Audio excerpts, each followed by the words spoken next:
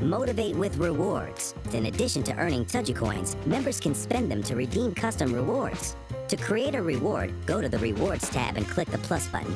Give the reward a name, e.g. Puzzle Time. Add a description, e.g. Spend time on the class's giant puzzle, and set a price in Todocoins. Once you've created a few rewards, enter a name for your reward list. Click the arrow button, and your newly created reward list will appear in the Reward Lists panel. Click on your reward list and add the desired rewards using the Edit button in the down right corner of the screen.